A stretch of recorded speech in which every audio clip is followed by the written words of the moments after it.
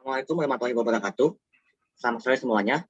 Perkenalkan, kami dari kelompok 11 yang beranggotakan Alhamdulillah Ibrahim, Ilham Yadillah, Rizal Mujahidan, Meti Martinus Henry, dan Muhammad Dafa Taullah akan menjelaskan mengenai optimasi keuntungan industri tekstil rumah tangga berdasarkan total produksi menggunakan particle swarm optimization dan genetic algorithm. Berikut isi dari presentasi kami. Pertama ada pendahuluan, kedua formulasi masalah, ketiga metode, keempat pembahasan, dan kelima kesimpulan. Untuk pendahuluan, pertumbuhan ekonomi merupakan salah satu indikator dalam penilaian performa ekonomi suatu negara. Salah satu solusi untuk mengurangi peningkatan pengangguran adalah melalui kewirausahaan. Industri rumah tangga merupakan perusahaan atau industri yang memusatkan aktivitas ekonominya di rumah. Dalam berbagai bidang industri, tak terkecuali industri rumah tangga, keuntungan maksimal merupakan tujuan utama dari proses produksi. Keuntungan maksimal dapat dicapai melalui perencanaan produksi yang matang. Dalam prakteknya, perencanaan produksi memiliki kendala seperti perhitungan ukuran lot, penjadwalan, bahan baku terbatas, dan sebagainya. Penggunaan model statistika telah digunakan untuk menyelesaikan permasalahan optimasi keuntungan, seperti dilakukan oleh Tempelheimer dan Hilger pada tahun 2015. Selain itu, terdapat beberapa metode lain seperti simulated annealing yang dilakukan oleh Rosani pada tahun 2016 dan algoritma evolusi melalui proses seleksi yang dilakukan oleh Data dan Regis pada tahun 2016. Pada penelitian ini, kami bertujuan untuk membandingkan algoritma genetic algorithm dan particle swarm optimization dalam perencanaan produksi untuk mengoptimisasi keuntungan. Selanjutnya, untuk formulasi masalah, pada penelitian ini ada data yang kami dapat, ada 3 tabel. Yang pertama untuk stok dari bahan mentah yang terlihat pada kanan atas. Selanjutnya pada kiri bawah itu merupakan profit dari setiap produk yang ada 20 jenis produk. Kemudian yang pada bagian kanan bawah itu adalah bahan-bahan yang dibutuhkan untuk membuat setiap produk tersebut. Selanjutnya terdapat fungsi fungsi maksimisasi dari profit pada persamaan pertama. Kemudian pada persamaan 2 itu adalah batasan dari penggunaan setiap bahan. Kemudian yang ketiga itu adalah persamaan untuk batasan produksi setiap produk. Kemudian pada bagian kanan atas itu merupakan fungsi fitness, di mana fungsi fitness dari X1 hingga X20 adalah fungsi maksimis dari X1 hingga X20 ditambah dengan constraint dari C1 hingga C7, di mana X1 hingga X20 itu merupakan fungsi objektif pada persamaan pertama, kemudian C1 hingga C6 adalah batasan dari tiap bahan material, kemudian C7 ini adalah batasan yang terdapat pada persamaan ketiga. Selanjutnya masuk ke metode penelitian. Pertama, metode penelitian pada genetic algorithm atau GA. Pertama, kita memasukkan seed secara acak dan mencatatnya. Seed ini digunakan untuk mengatur proses randomisasi pada program. Yang kedua, kita inisiasi populasi pertama. Setiap gen pada kromosom diberikan angka acak antara 0 hingga 20. Yang ketiga, kita menghitung fitness function dari masing-masing kromosom menggunakan fitness function yang diberikan di parameter yang sudah ada pada bab sebelumnya.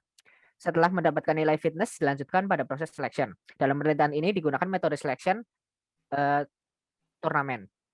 Selanjutnya dilakukan proses crossover. Metode crossover yang dilakukan adalah metode crossover single point. Ini artinya crossover dalam penelitian ini menggunakan satu pembatas saja.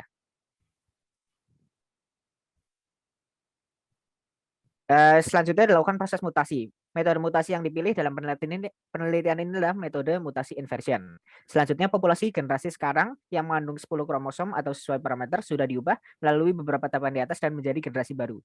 Generasi pertama telah selesai, dan generasi selanjutnya dan diulangi sehingga sampai mencapai generasi ke-5000. Proses penjalanan GA tersebut sampai generasi ke-5000 diulangi sebanyak 616 kali sesi pengulangan dengan variasi parameter jumlah kromosom, crossover probability, mutation probability, dan seed. Kemudian metode penelitian dari particle swarm organization. Ada parameter yang harus disiapkan sebelum menjalankan program.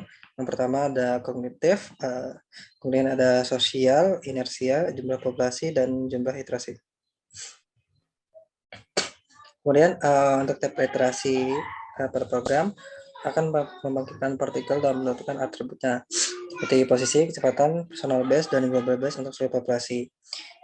Kemudian dihitung kecepatan dari tiap partikel dengan menggunakan parameter kognitif, sosial, dan inersia. Kemudian posisi dan kecepatan dari tiap partikel diupdate, dan setelah itu partikel dievaluasi constraint-nya. Apabila posisi partikel melebihi batas, maka kecepatannya akan dikalikan dengan -1 agar arahnya berlawanan. Kemudian dilakukan update personal base dari tiap partikel dan global base seluruh populasi. Ulangi iterasi di atas sampai iterasinya mencapai maksimum. Hasil akhirnya berupa global base yang merupakan profit maksimum yang didapatkan. Selanjutnya masuk metode pembahasan. Yang pertama pembahasan dari genetic algorithm, berikut hasilnya. Setelah dilakukan proses algoritma yang sesuai dengan 5.000 generasi, diulangi sebanyak 616 kali. Berikut adalah parameter yang memiliki nilai fitness terbaik. Seednya 855, jumlah kromosomnya 10, crossover probability-nya 0,41, mutation probability-nya 0,14. Berikut ada sesi tersebut memiliki nilai fitness value sebesar 3.739.000 yang didapatkan pada kromosom ke-8 dari generasi ke-4992. Kromosom dan grafik yang menghasilkan fitness value tersebut adalah sebagai berikut. Grafik tersebut menunjukkan perbandingan jumlah generasi dan nilai fitness setiap generasi. Hasil dari GA tersebut tidak konsisten, naik, dan tidak stabil. Hal tersebut dikarenakan terdapat randomisasi kromosom melalui crossover dan mutasi. Nilai fitness yang terbatas konsisten juga berpengaruh terhadap nilai fitness yang tidak stabil. Boleh lanjut? Nilai fitness merepresentasikan keuntungan maksimal yang bisa didapatkan pada bulan tersebut. Keuntungan maksimalnya yaitu 3.739.000. Kromosom merepresentasikan jumlah barang yang harus dibuat untuk setiap jenis produk. Lanjut.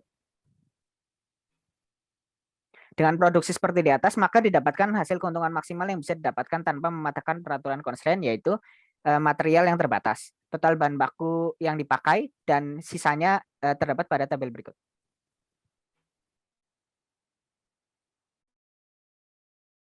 Selanjutnya, oke.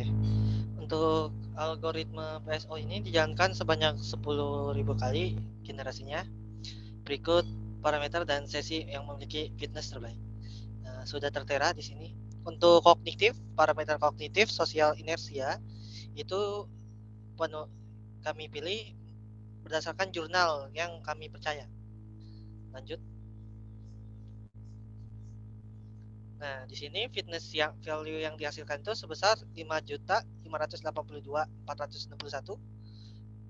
Nah, berikut ini adalah solusi dan grafik fungsi fitness tiap iterasi seperti yang tertera. Nah, di sini uniknya ada grafik fitness fungsinya ini bersifat naik dikarenakan untuk melihat fitness fungsinya itu menggunakan global base, di mana untuk setiap iterasi yang sudah dijalankan itu selalu mengambil iterasi global base yang paling bagus gitu. Jadi setiap naik indeks semakin tinggi iterasinya, maka semakin tinggi dan selalu tetap. Jika ada yang lebih tinggi, maka jika ada yang lebih tinggi. Lanjut. Nah, di sini sudah yang tertera ya, sudah tertera. Nah, di sini keuntungan maksimalnya itu kira-kira 5.582.461. Lanjut. Nah, di sini dengan produksi seperti di sini berarti maka didapatkan keuntungan maksimal yang bisa didapatkan tanpa mematahkan peraturan constraint. Total bahan baku yang digunakan untuk produksi di atas didapatkan dengan mengalihkan setiap produk dengan bahan mentah yang dibutuhkan untuk memproduksi produk tersebut. Bisa dilihat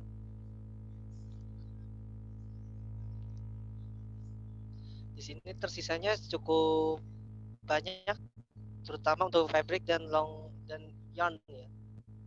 Sedangkan yang lain sudah lumayan sedikit. Lanjut. Kesimpulan dilakukan teman saya. Baik, selanjutnya untuk kesimpulan.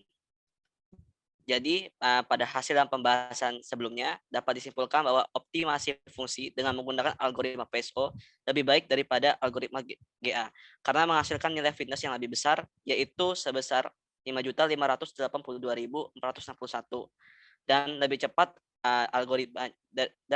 daripada algoritma GA, yakni nilai fitnessnya didapat pada generasi ke-10.000. Sekian, terima kasih. Assalamualaikum warahmatullahi wabarakatuh.